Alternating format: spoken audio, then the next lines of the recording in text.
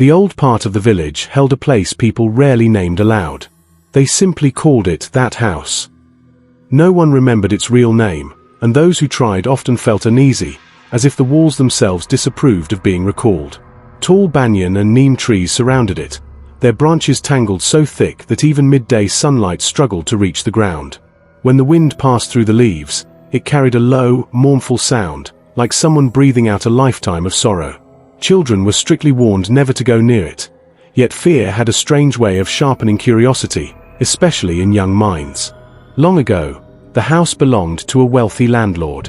He was a powerful man, feared more than respected. His wife, however, was known throughout the region for her beauty and quiet nature. People said her eyes always seemed distant, as if she were listening to something no one else could hear. The landlord was consumed by suspicion. Whether it was born from truth or madness, no one knew, but it grew until it poisoned every corner of his mind. One night, screams echoed through the house, sharp enough to wake the village. By morning, the servants found the landlord sitting alone in the main hall, his clothes stained dark with blood. His wife was gone. She was never found. From that day on, the man spoke to no one, and within months, he too was dead. The house was sealed, but silence did not mean peace. Years passed, and the village changed. New families arrived who knew the house only as a decaying structure wrapped in rumors. Among them was a young man named Imran, a student from the city who had come to stay with relatives while continuing his studies. Unlike others, he felt drawn to old places. To him, abandoned buildings were not frightening but fascinating, as if they held forgotten truths waiting to be uncovered. One evening, as the sun sank into the horizon and the sky burned red, Imran found himself standing before the house. The gate hung crooked, a broken chain swaying gently and clinking with the wind. He hesitated only for a moment before stepping inside. The air changed instantly. The warmth of the evening vanished, replaced by a cold that crawled over his skin.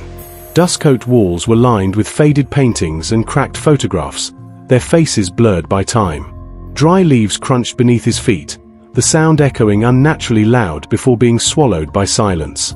He switched on his torch and moved deeper inside.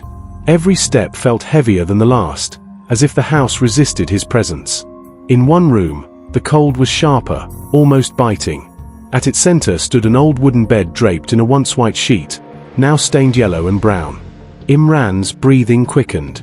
He heard footsteps behind him. Heart pounding, he turned, but there was no one there. Only an old mirror leaned against the wall, reflecting his face in a warped, unfamiliar way. As he approached the mirror, something shifted in the reflection. Behind him stood a woman. Her hair was long and loose, her clothes pale and worn. Her eyes were hollow, shining with a lifeless emptiness. Imran tried to scream, but his voice failed him. He blinked, and she vanished.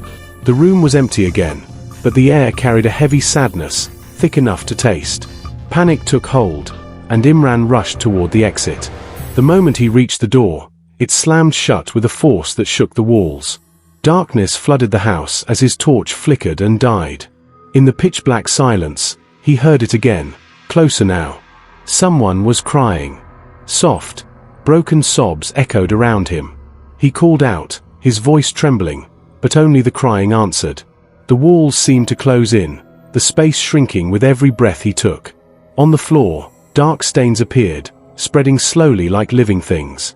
Before his eyes, the house changed. He saw the past unfolding.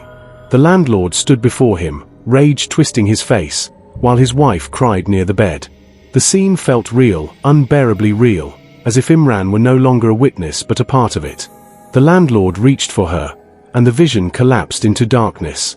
A hand rested on Imran's shoulder. He froze. When he turned, the woman stood there again, tears streaming down her face. She leaned close and whispered that she was trapped, bound to this place by pain and betrayal, longing for release. Morning light broke through the trees as Imran awoke outside the house, lying on the ground. Villagers stood around him, fear etched into their faces. He tried to speak, to explain what he had seen, but the words would not come. Soon after, Imran left the village and never returned. Even now, people say that crying can be heard from the house at night. Some believe that prayers might bring the woman peace. Others say the house waits, silent and patient, for the next soul curious enough to step inside and awaken its sorrow once more.